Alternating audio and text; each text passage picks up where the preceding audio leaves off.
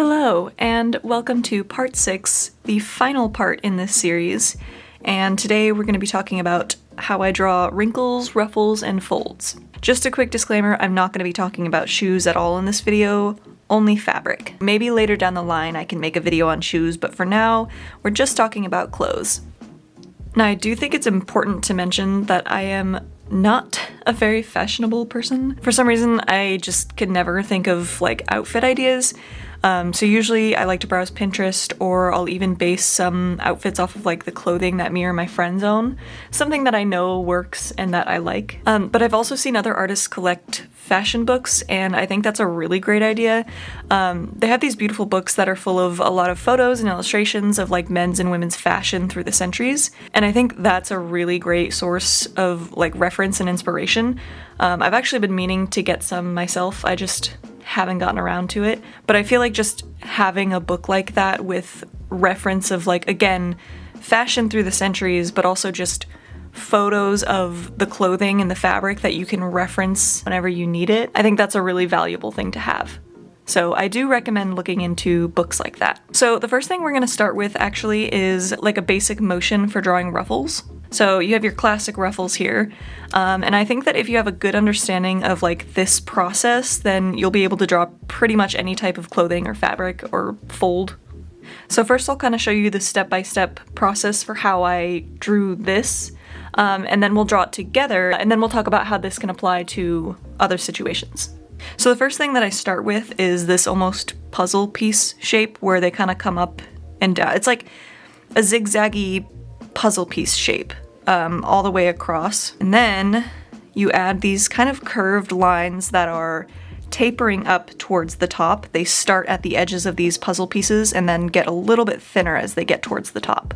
And then the most important part, at least I think in my opinion, is adding these lines that kind of indicate the fabric that's going behind what's in the front. So essentially this little puzzle piece is a ruffle, and these two lines here that are going up and behind it are showing you that there is fabric that is curved around itself, and that the fabric continues even behind this front piece.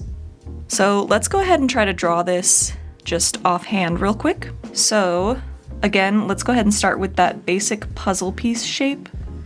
I'm not going to worry about making this perfect, I'm kind of just showing you the movements for it. So then we have those curved lines coming up that kind of taper towards the end, because the end of this is going to be wherever the edge of your fabric is or wherever the seam is, because the seam is obviously what is causing these wrinkles and these ruffles, because usually they have a pleat happening. At least that is what I believe is happening. I'm not a fashion or clothing expert, so I could be wrong. But so you're imagining that your seam is here, and that is kind of what's causing these pleats and these ruffles. So then we'll want to finish the piece of fabric. And again, even if there's a piece of fabric that is folding behind something in front of it, you'll want to continue that line to give the illusion that there is a pleat here. So we'll continue that. You might see a little bit there. Continue that. It's mostly, the way that I've drawn it, it looks like it's mostly on this side that you'll see that behind fabric piece, if that makes sense. Except for maybe right here. But we'll go ahead and draw a little bit there. So this particular ruffle that I've drawn is pretty sloppy, but if you get comfortable and you practice this process, you can start varying the ruffles with the shapes and the sizes to make it look a little bit more realistic. And I feel like that will better prepare you for drawing all kinds of different fabrics, because this specific look can be used for tons of different situations, like if you have long fabric hanging down from either a dress or a jacket or a cape, you're gonna kind of have those motions where the fabric kind of billows. It's very difficult for me to describe, but I hope you understand what I'm getting at. So here's a better version of some ruffles that I drew with just a little bit more time. You can see that I really varied the shapes of the ruffles, the sizes, and also they're kind of going at different angles. So it almost looks like you have a center point right here and the fabric is almost curving. because the way that these ruffle shapes or whatever are curving away from the center is kind of alluding to that. So if you compare that to the quick ruffle shape that we just drew, it is essentially the same idea. It's just that I spent more time on this and I'm more comfortable with it. So if you get comfortable with this kind of shape of the ruffles and the idea of like how they work, it'll be a lot easier to draw more realistic ruffles, and again, you can apply that to different situations. As another example, here is like a piece of fabric, I don't know what's going on with it, somebody's holding it or it's hanging on something, and you're gonna kind of have that ruffle shape appear at the bottom here. It's not quite exactly like this, but there are a few pieces at the end here that have that almost same curved shape, and then you can see the shape of fabric going behind that curve. So this is kind of what I mean when I say if you get comfortable drawing this, you'll be able to apply it to all sorts of situations.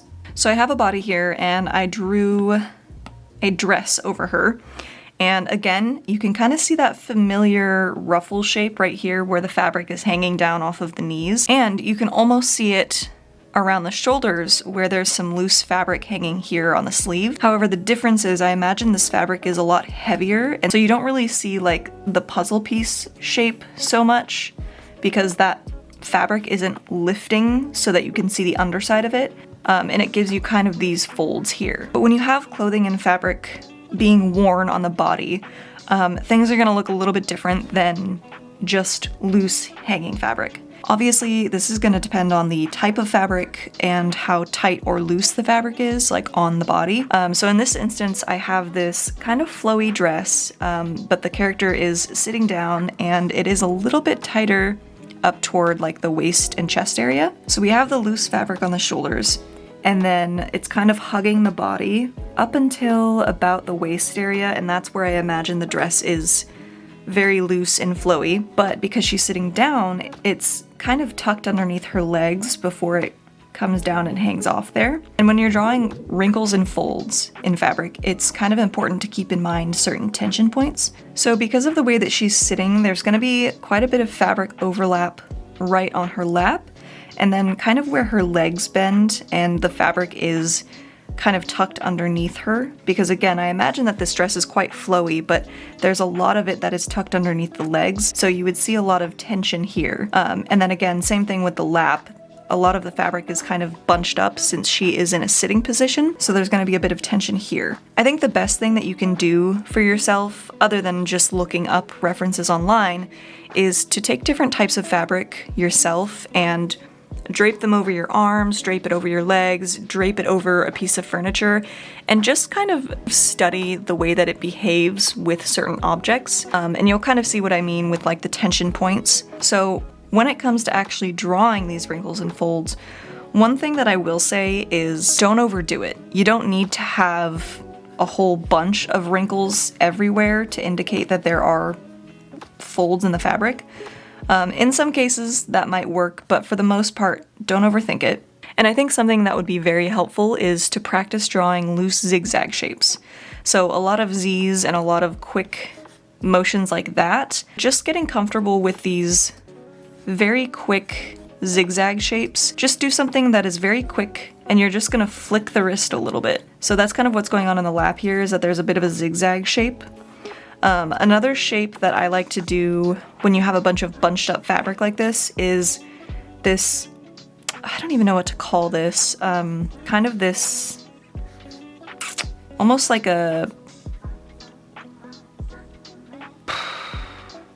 almost like you're drawing like a flower petal or something. I really am struggling to figure out what to call this kind of shape. But basically it just adds some variation in the wrinkles, so you're not just doing the zigzag shapes.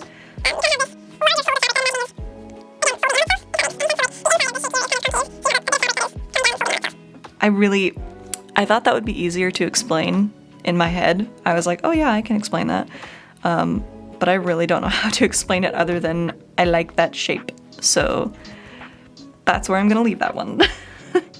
Let's go ahead and look at another outfit on this body. I'm imagining a pretty comfortable but loose cotton t-shirt and then some jeans here. And again, we're gonna have some of the same tension points. So we have one right here in the lap area where the legs bend, and then also kind of where the sleeve starts and up by the collar. You don't always have this kind of tension here, but depending on the fabric that you're drawing and the way that the body is turned, you might. However, a very common place to have some tension is right by the shoulders and the sleeves. So usually I'll do just a little indication of that on a loose shirt like this. But if we had a tighter fitting shirt, there'd probably be a little bit more wrinkle action going on. And then moving down to the pants, there is quite a bit of wrinkle going on, because with most pants, whether it's denim or anything else, if you are in a sitting position, there's a lot happening up here around the waist. So there's a lot of tension happening with like the seam and the, do you call it like the collar of pants? That doesn't sound right. There's just a lot going on there because that's where your button is, your zipper, and where I would imagine you would have also some belt loops. So you can kind of see this weird shape again that I didn't know how to describe.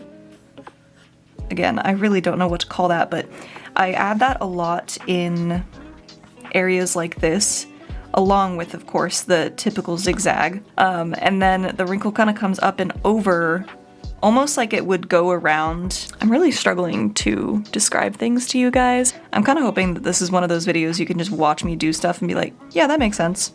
Because I don't think I can rely on words to make sense. And then of course we do have another small tension point here where the legs are bent, so I did do a little bit of zigzag there. Okay, so let's go ahead and draw some sort of outfit on this body. So first thing I'm thinking is long sleeves, and maybe like a collared shirt. So let's add a collar up here. I'm gonna add these first, just because I know that that is where we're gonna see some tension in the fabric. That will kind of help guide me. So I'm also envisioning kind of maybe a belt or something here. Belt loops. So I'm gonna start here. Because her arms are out like this, and I'm imagining kind of almost flowy sleeves, like there's a little bit more bunched up fabric at the end here. There's gonna be a little bit more space coming down because obviously gravity, so most of it is falling off of her arm. So that's kind of the shape I have there. One thing about drawing long sleeves on arms is that you're gonna lose a little bit of that angular look from the arm because the fabric is kind of covering a lot of the joints, so it almost looks a little bit more noodly. You don't have to worry about keeping all of the same angles when you're drawing the sleeves. Okay, so we have kind of more fabric here, almost like one of those bell sleeve situations or something. So because we have this cuff here, and the way that her arm is coming back this way, we know that there's going to be some tension here, and I think the wrinkles would pull towards that direction, just because that's the direction that the fabric is going. I don't really know how to better describe that, honestly. So kind of the same thing here, we'll add a little bit of wrinkle. But let's go ahead and add the rest of the shirt, which I'm imagining is tucked in. So we kind of add these little triangle mountain things because it's pretty loose fabric. It's not super tight on the body, but because it is being tucked in, there's a little bit of bunching happening here. And I'm gonna draw one of those weird shapes that I don't know how to describe because it almost looks like her back is bending a little bit. So there's a little bit more tension here, and then there would be some tension around the armpit area. Maybe even a little by the collar. But that is about all I'm gonna add, really. So let's go ahead and move on to some pants. I'm not sure if I want these to be super loose or not. Maybe like kind of straight pants. So definitely needs to follow a little bit of the curve of the back of the leg because it has to. But when it's kind of falling down like this, it's not really staying right up on the calf or the knee. kind of just falling straight down. So because of the angle of her legs, there's definitely going to be some tension around here. Probably there. I'm also going to draw a seam because we're kind of almost seeing the side of her body here, so there would be a visible seam here. And you don't have to follow it all the way down, but what I like to do is add a zigzag for the seam up where the fabric is bunched, because that kind of helps create that illusion of bunched fabric. And then I'm also going to just draw some indication of pockets here. And more seam right there. And then there's also usually a seam on the inner leg, so you can kind of do the same thing here. So you have your seam and then the outside of the pants there.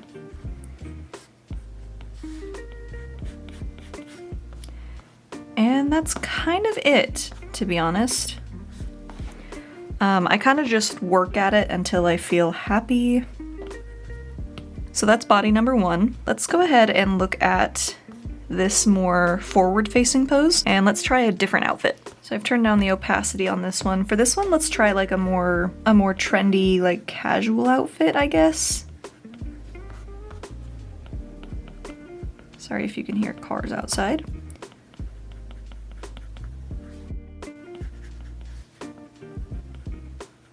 So maybe like one of those outfits where you have a cute graphic tee on top and then long sleeves on the bottom to make it more winter appropriate.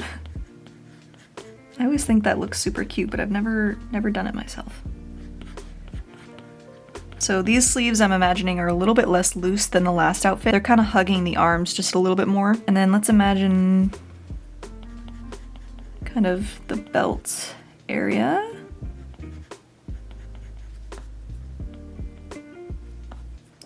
And I'm imagining that long sleeve shirt underneath is tucked in. Some, again, kind of loose pants.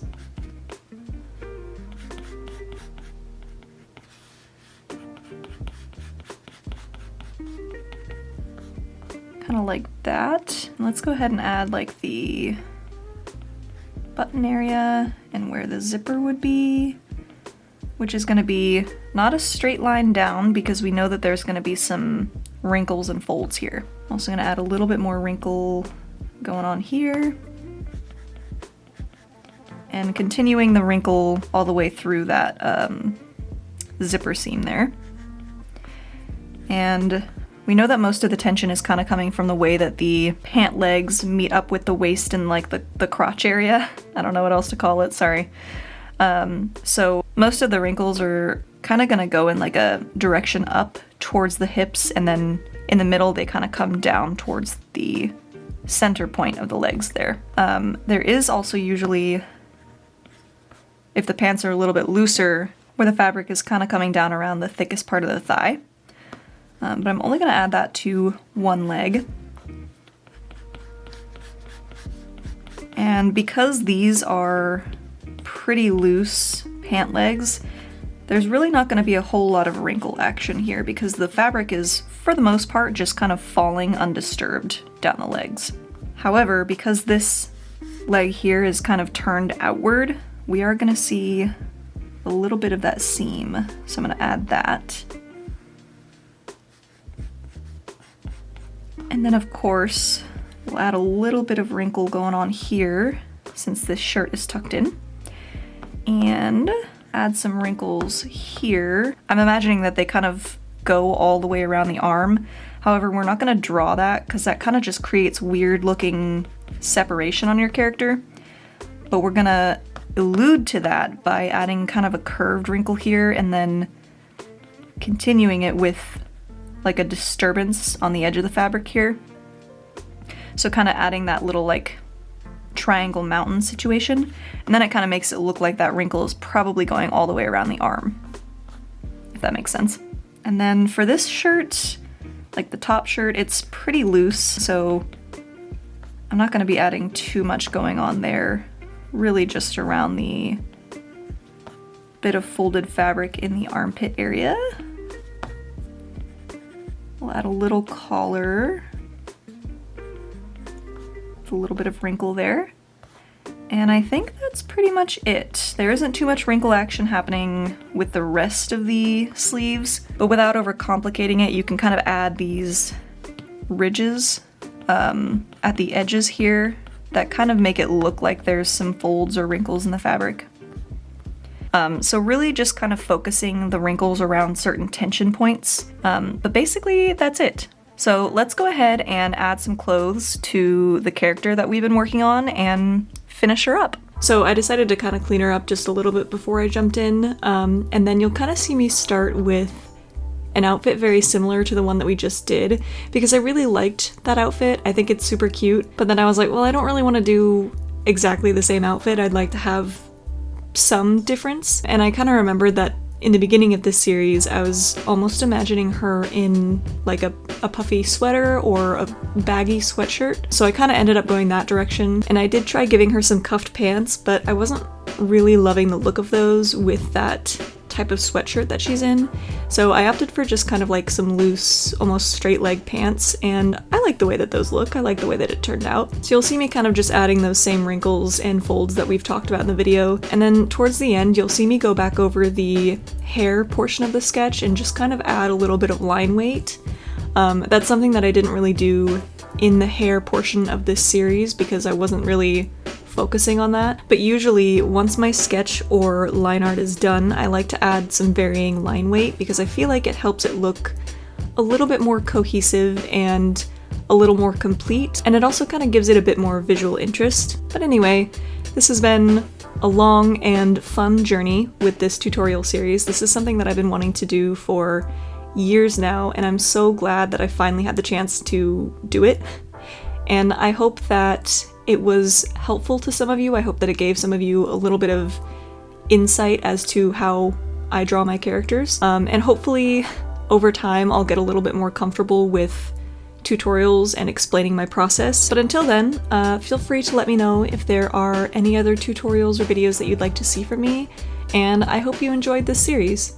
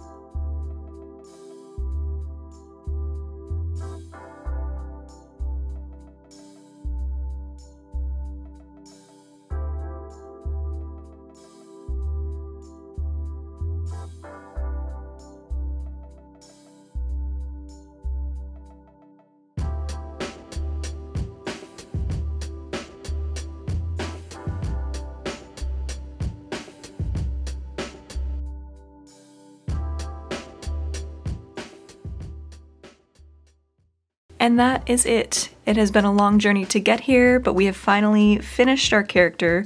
She's got this cute, kind of warm, cozy outfit going on.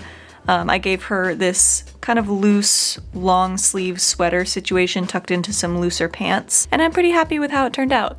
I will not be touching on rendering or shading or any of that, so if you are interested in learning how I shade or color, let me know and maybe I can make a separate video series for that.